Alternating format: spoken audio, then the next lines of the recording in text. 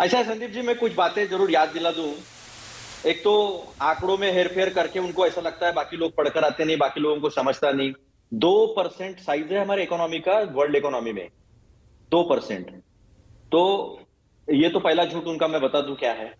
अब दूसरी बात, 2011 में इंडियन इकोनॉमी पीपीपी, आज भी पीपीपी में 5वें नंबर पे, तीसरे नंबर पे।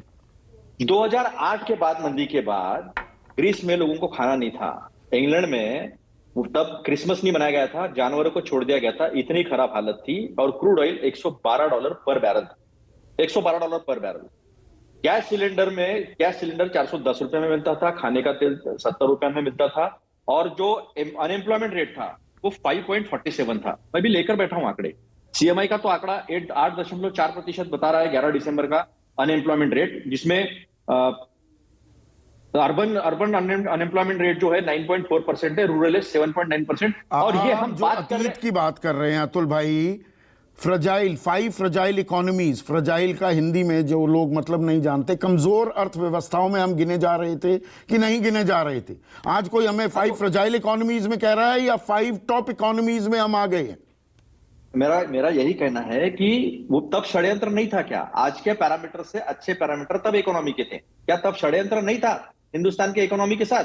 आज षड्यंत्र हो गया। इनकी सरकार है तो सब देशभक्त है, सब देशद्रोही है। अगर सही बात सामने रखेंगे तो क्या तब फिर फ्रेजाइल इकोनॉमी कहे तो वो देश के खिलाफ षड्यंत्र नहीं था, जबकि सारे पैरामीटर अच्छे थे।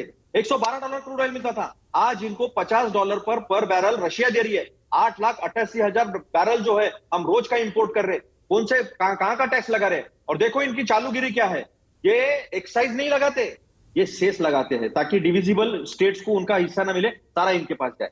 जीएसटी ऐसी कौन सी चीज है, सांस छोड़ के हर चीज पे जीएसटी लगाई है, जिसे कहते हैं आर्टिफिशियल इन्फ्लेशन। कहते थे ना मोदी जी, दूध, छाछ, पनीर, इसके ऊपर कभी टैक्स नहीं लगाना चाहिए, ये लगा रहे, खुद ही आके लगा दिया है। हर जब जीएसटी काउंसिल की जब मीटिंग होती है तो लोग, इकोनॉमिस्ट भी डरते हैं कि क्या होने वाला है, इस चीज पर अभी नया जीएसटी लगने वाला है और महंगाई बढ़ने वाली है। इसके अंदर भी जीएसटी में भी, एक मिनट अतुल, पैकेज्ड और अनपैकेज्ड में एक फर्क है। ज्यादातर भारत और खासकर ग्रामीण भारत की मैं बात करूं, गरीब लोग वो पैकेज दूध और पनीर और ये चीजें, आटा नहीं लेते हैं। ऐसा है संदीप जी, वो प्रमाण बहुत कम हो गया है। ग्रामीण इलाकों में हम भी जाते हैं, अभी अर्बनाइजेशन 47% से ज्यादा हो चुका है। महाराष्ट्र जैसे स्टेट में तो बहुत 50% के ऊपर अर्बनाइजेशन हुआ है। तो ये पैकेज अनपैकेज जो है ना, ये बरगलाने वाली बातें हैं, ये सिर्फ बताने वाली बातें। हमने इसके ऊपर लगाया, हमने उसके ऊपर नहीं लगाया।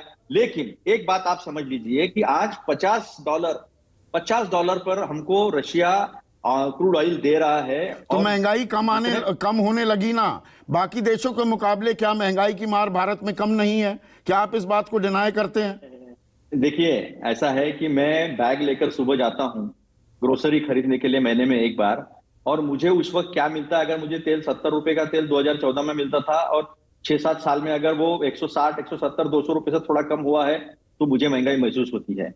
जब क्रूड ऑयल $50 में मिल रहा है और एवरेज जो है वो $80 के नीचे आ चुका है, फिर भी मैं जाके ₹100 का पेट्रोल भरता हूँ या ₹95 का डीजल भरता हूँ, या सीएनजी, मेरे बॉम्बे में तो सीएनजी ₹100 के ऊपर ₹106-107 के आसपास है, तो मुझे महंगाई महसूस होती है। मैं जब मेरे वित्त मंत्री को जब हम सवाल पूछते हैं तो $83 गया है, तो उस वक्त अगर वो कहती होगी कि आप देशद्रोही हो, आपको गर्व होना चाहिए, इसके अलावा वो ये नहीं कहती कि उनका रोड मैप क्या है, क्या इंडियन इकोनॉमी के लिए वो आगे करने नहीं, वाले। वो तो जलन और परेशानी शब्द भी इस्तेमाल किया कि आपको जलन होती है कि देश की अर्थव्यवस्था मजबूत क्यों हो रही है। हाँ सुनिए ना, सीएमआई का डेटा ये कहता है कि 45 करोड़ लोगों ने इस देश में जो एम्प्लॉयमेंट जॉब मिलेगा इसकी होप छोड़ दी है।